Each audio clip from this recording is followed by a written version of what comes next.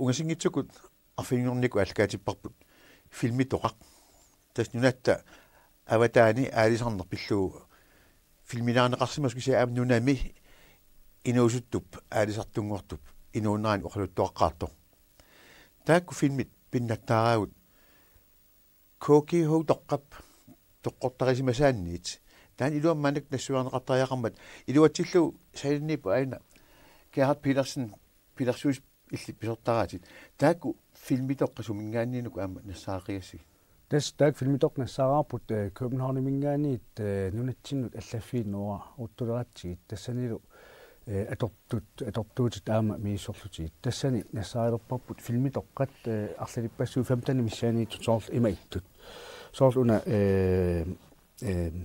tuttut nutserneqarnaat lap nunaaningaaniit nunatsinut nuukiarluana taamaat unalu soqutigisimaarupput nunatta oqaluttuassartaat ilagimmagu annertuut ilagimmait taamaatumik tunniussinissarput ilissinut taula aama nunat katersugaatigiuanut soqutigisimaarupput atsengo taguttaanna filmi nipitaqangit tumaa nipita una filmi imaat nipitaqangila qalipaataqarpoq nuannersoorussuasiu naminarta oqaluttuariarsaarimuarparput tastaani ilissinammi tastaku imaakami tulleriarlu inutsertaajaqartassiu kalaasssortaqarpa imaun qallunaatuuinnaappa tas ilai kalaalsuujupput aam ilai qallunaatuujupput aam ilai tuluttut oqalertaqarput tas taak nammin qiniataainnartusaars ilussinni soorlu ассигингторпаалуссууп таак филмик ассерсуутиалу таан таариикат аалартиннэрми таала аама калаалнаан умиарторнеқ тасса танмаркиминуатсин умиарторнеқ таала аама ятипарнит филмилиа 1938 инуит таала аама қимуссеқ тасса исааяарсип қеэртарсуарни тааман 1900 50-сик аалартиларнаан филмилиа таала аама Emilia саққармиоқ таала puisit innuillu imarpik kalaalnaatеққааниитоқ таала аама соорлу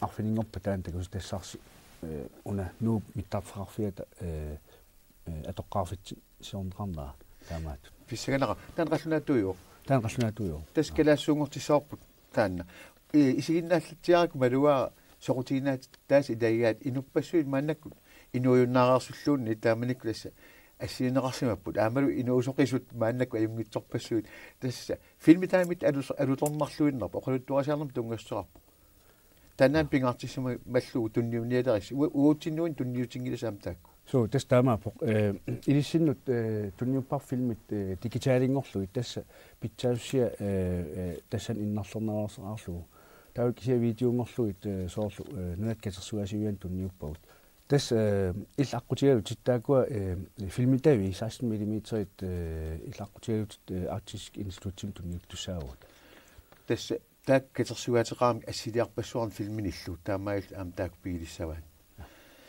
тас укуа илааник периарфисеқарангат тагуиттартуссаагу илаат такисуупилуссууппут so тас илай 5 минут миссаанингаанниит таа илай 35 минут миссаан такиссусеқарпут тассани соқутигисаси малун инуақатиги соқутигисиннааса тассани тас тааман аалгаатситтарниссаан тунниуппу илиссина қойнаруйсуа илисса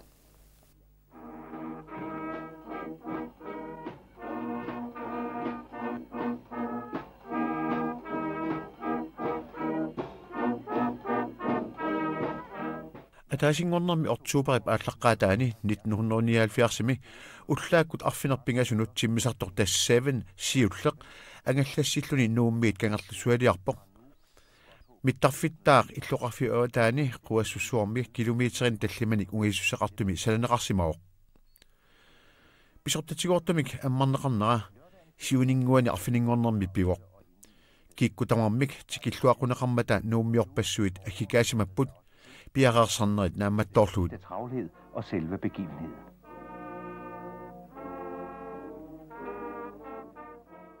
Københavnimit aggersarneqarsimasut nuummeersullu ullaarorlutik takkussuutilerput illorsuup silataani pisussat ilaaffiginiarlugit pisimasortamanit persuarsiutigineqarpoq ullormi pisussanut ilaatinneqarluni timmisartup pingasoriarluni ilaasoqarluni kaallaatineqarnissaa inuit akeqangitsumik ilaasussat makitsinikkut tikkuarneqassapput. Blandt andet 3 rundflyvninger med det nye fly. Pladserne på de 3 gratis ture blev uddelt ved lodtrækning blandt publikum. Festlighederne begyndte kl. 10:00 og blev åbnet... Persuasioner arfinermarlunut aallarnerlugu nuukby orkester qatangutiginniat kiungatigut qarlortartartut siullerpaat nipilersorput ullormi taanna iluatsillugu taakku perngaammik tuarnaartitsiput John Andersen-nimit siulersorneqarlutik.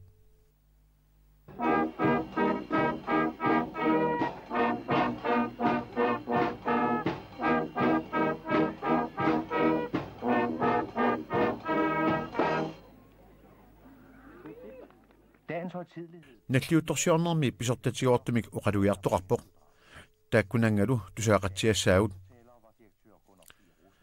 uqaluiaqqaartor tassa KTOP direktøria Gunnar P. Rosendahl. Landsstyreformand, herr departementschef, mine damer, mine herrer. Det er i og for sig ret overvældende at stå her med en hel lufthavn på hånden og skulle aflevere den til bygherren, ministeriet på Grønland. Og ikke mindst er det overvældende, når man ved, at der er tale om det største sprængningsarbejde, der hidtil er blevet udført i Grønland, og dermed i... Gunnar P. Rosendahl ilaatiut eqqaavaa nunatsinni ilami Danmark imnaalagaa tamarmi aatsaa taama annartutigisumik qaartserisuqarsimasoq uyaqqat qaartserneqarsimasut kubikmeterit millionit affaannik annartussuseqarsimallutik piffissarlu eqqorlugu mittarfissaq pilersaarutit malillugit ammarneqarluni naatsorsorneqarsimaoq mittarfissaq 100 million kroninik akeqarumaartoq atorneqarsimappullu 99,9 millioner kroner soorluor tassa akikillilisut Gunnar P. Rosendahl suliarnittuusut scanpil nersualarpai unamilleqatigiinnermi akikinnerpaap tullianiit 30%-imik akikinnerusumik akeqartitsimamata.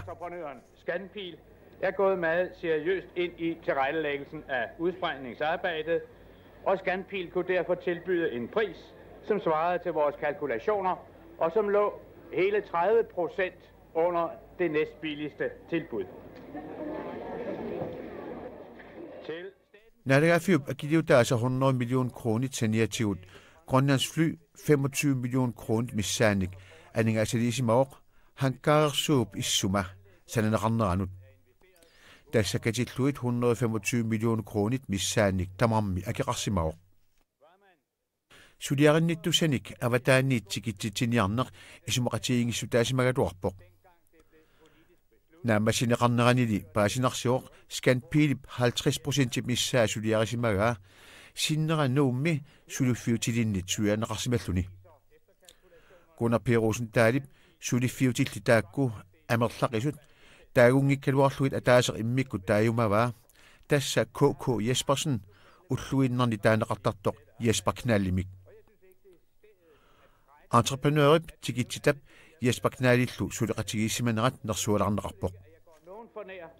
Hvis jeg bare fremhæver samarbejde med et af de lokale firmaer, nemlig KK Jespersen, også kaldet Jesper Knall.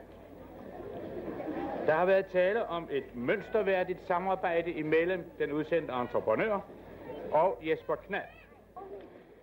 Nu mittarfittaamaatut siullersaraat pilersaarusiorneqarneranilu Luftfartsdirektoratet ingeniøret siunnersuusartut ACG GTUlu nammineq suleqatigissimapput miffissartaa ima sulianeqarsimaoq aornangiusattumik 1300 meterisut takitigisungortinneqarsinnaalluni ilami pisariaqavissappat 2200 meterisut takitigilersinneqarsinnaaoq noget er overkommeligt i det her terræn. Og endelig er den nuværende bane anlagt på en sådan måde, at man ikke er afskåret fra at udvide den til 2.200 meter. Jeg vil udtrykke det så forsigtigt, så jeg siger, at man ikke er afskåret fra at udvide den. Gunnar P. Rosendahl ruisinnarluni uqaluiartussartulliuttoq sanatittisoq departementschef Erik Hesselbjerg sasaqqua taannalu ilaatigut ima oqarpoq. Store anlægsarbejde Og hermed overdrager jeg det til bygherren, departementschef Erik Hesselbjerg, Ministeriet for Grønland. Det er et stort og imponerende arbejde, der er udført i løbet af kun 2 til 3 år. Ukiut marlupingasut ingerlanerinnaanni suliaq annertorsuartupinnartor sanneqarsimauq. Ullumikkullumittarfik qaqqanit portusuunit pinnersunit avatangerneqarsimasoq isigiutsigu aakannalu nuupkangerlua taava oqartajaqarpuut mittarfiit takorluorsinnaasatта pinnernerpaartaannut ilaasoq uanganamminaq oqarsinnaaunga mittarfimmik allamik taassumanga pinnernerusumik takusimanaga. For mit vedkommende ikke noget sted set en lufthavn, der kan sammenlignes med denne. Når Rosendal kunne nævne en, og der betegner ham som Jesper Knald, så... Rosendal Jesper Knald taasinnaappagu aamma uanga taasinnaasораара tamatta valterput Grønlands flydirektøreqqaava ukiorpassuarnilu direktøria Valdemar Lauritsen. Taava aamma ukiut pilersaavusiorfiit ingerlanerini Grønlands flymi pikkurilluni biomasseqarluni pisortaasoq Jørgen Høj. Grønlands flys dygtige og energiske leder. Den tredje, jeg vil nævne, er... Pingayusaanik taajumavara Statens Luftfartsvæsen nimi teknikikut pisortaq overingeniør Helmø Larsen. Nalungilaa kalaallunaanni timisartortitsinartaakku soqutigisaralluinnaraat ikiulluarsimanerallu quyasutigeqarput. Neriuppunga ukiut arlallit qaangiuppata ullumikkut pisimasoq eqqaagaangatsigu oqartassasuut taama pilersitsimanerput nuummut kalaallunaatalusinneranut pisimasuusoq ajungitsoq pitsaasoq. Taamaattumik nuannaarutigaara ministerisinnerlugu mittarfik kongelig grønlandsk handel pisortaanut Jens Fynboom tunniutissallugu Erik Hesselbjerg nakataagut oqarpoq. Også for resten af Grønland. Det er mig derfor en glæde på ministerens vegne at overdrage lufthavnen til den kongelige grønlandske handelsdirektør Jens Fynbo. Med disse ord erklærer jeg herved Godthåbs Lufthavn for åbnet. Må jeg foreslå, at vi udbringer et trefoldigt leve for dette, som er sket i dag for denne lufthavn, for de mennesker, der skal arbejde her, og for de passagerer, som vil flyve til og fra denne lufthavn. Held og lykke følge Godthåbs nye lufthavn. Hurra! Hurra! De næste lykønskninger kom fra overingeniør Helmø Larsen. Tukliutluni pilluoqqusisortassaaoq overingeniør Helmø Larsen Peter Egenutterisoralugu oqaasiqalinginnermini allagartamik uppernersaamik Jens Fynboom tunisisoq. I brug til offentlig lufttrafik ligger i dette dokument, som jeg gerne vil have lov til at overrække direktør Fynbo.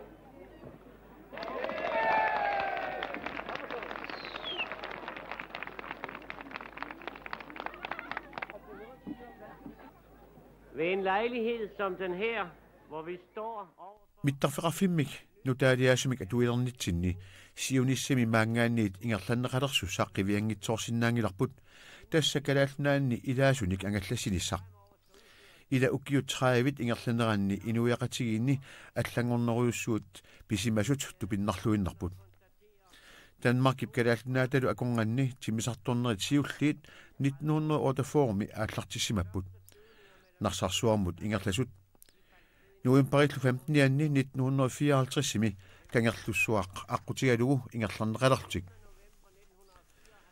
1955 mili polaruutimik taaneqartartoq atorlugu inuit 275 kalaalnunaannut kalaalnunaanniillu angallanneqarsimapput 275 passagerer til og fra Grønland. I 1956 tog man et stort skridt og byggede et specielt fartøj til 1956 kangerlussuarmiit sinerissamut angallassineq aallartippoq angallat LHC Bistrup 134.000 kroneqarsimasoq arfilinnillu ilaasoqarsinnaasoq atorlugu kangerlussuup manitsullu akonganni angallassoqalermat ukiulli ikittunguit qaangiummata angallatit allat atorneqartariaqalerput ortserit Catalinallu atorneqalerlutik tassa sikut akongutaangikkaangata maani nuummi ааллаққаатаани имеқарфиммут орцери миттаралуарпо киорнали helikopterit аторнеқалерлусик тасса нунатта илуани тимисартортитсинармут атаатимитталиар фебруар 1958 исумалиутиссиисусиормат юли 1959 таамани Сикорски S61 пингасут атуутилерпут киорна Сикорскит сули амерланерулерлутик кулаутиссаангинар калааллинунаанни helikopterit аторнеқартуасасут taakkumi allat suliarisinnaangisaannik suliaqarsinnaaput S61 helikopter og ved etablering af heliporten her i Godthåb. Og senere så udvides flåden af Sikorsky helikoptere, og der er vel næppe tvivl om, at helikopterne er kommet til Grønland for at blive her. Det har vist sig, at de kan klare en masse livsvigtige opgaver, som ingen andre hjælpemidler kan udføre. Men det blev senere også klart, at heller ikke denne udvikling var tilstrækkelig til at dække Grønlands trafikbehov, og derfor er vi nu gået over til at begynde anvendelse af Tamakaluartoq malunnarsiuaq aamma taakku naammangitsut. Tamannalu pissutigalugu suluusallit naatsumut nissinnaasut atorneqartariaqalerlutik. Ataasingorpamiit kangerlussuarmut narsarsuarmut kulusummut mistersvigimullu angallassineq aallartippat oqaluttuasaanermi nutaaliortoqassaaq maangaanniit timmisartoq nutaaq atorlugu sinerissammittarfinnik allanik sanaartorneq ilutigalugu timmisartunut suluusalinnut nuukkiartuarneqassaaq taakku ilaasoqarnerusinnaallutillu sivikinnerusumik ungasinnerit tikissinnaamatigik mittarfik una talaneqarsimuoq ineriartortitsinissarsiunertaralugu atorfissaqartitineq najoqqutaralugu timmisartunit anginerusunit miffigineqarsinnaasungortinneqarsinnaalluni aningaasallu eqqarsaatigaluit akilersinnaanerulissaaq sinerissami illuqarfinni mittarfiit suluusalinnit miffigineqarsinnaasut pilersinneqarpata trafiknet, og det er min overbevisning, at det vil lette trafikken betydeligt med den udvikling, der nu er startet her i Godthåb. Og med disse ord vil jeg endnu en gang sige tak for tilliden, der er vist KGH ved overdrage os hele driftansvaret og udtale ønsker om, at denne nye, og jeg vil gerne sige smukke lufthavn og de nye fly må leve op til de forventninger, vi alle stiller. Helmy Larsen nakataut kissaasilluarsinnarluni naalakkersuisut siulittaasuat Jonsan Morsfeldt oqaaseqarumasoq sassartippaa.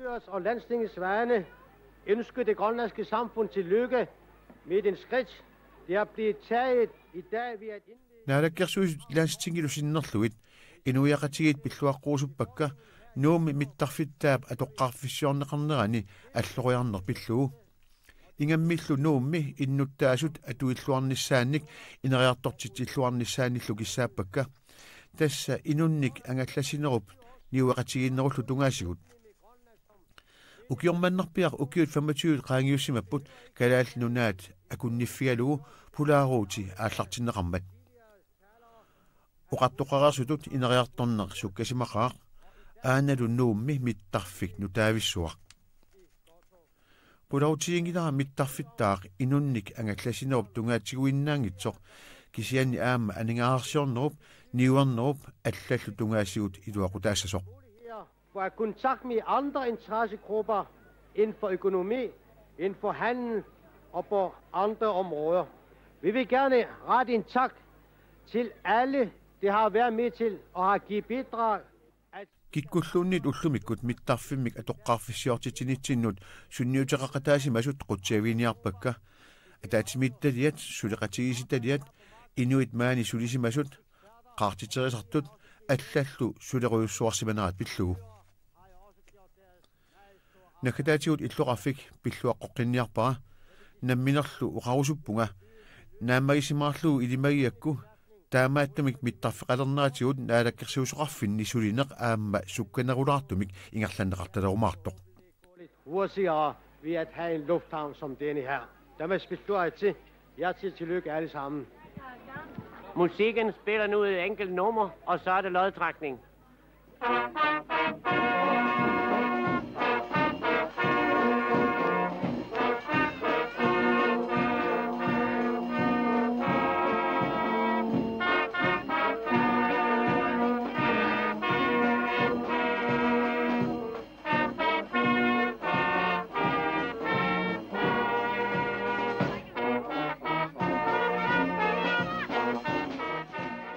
Magitsaqattarneq silaannakkullu angallassineq ingerlanneqartillugu hankaarimi ilassaqatigineqalarnerani nuuppaumistria Peter Torp Høg uqaluiarlualaavippoq mittarfittaap nuummut nunattalusinneranut priarfissiinera eqqartorlugu borgmesterilu nakataatigut mittarfimmut nuup tunissutaanik tunniussivoq tunissut KGH mittarfeqarfimmi pisortartaamut uuliffin yurtimut tunniunneqarpoq taassumali qoyalluni oqaasi nutserisumit Peter Eemit nutserneqarput timmisartuuseqattarnerit isiginnaartunit makitaasimasunillu nuanneranneqarluinnarput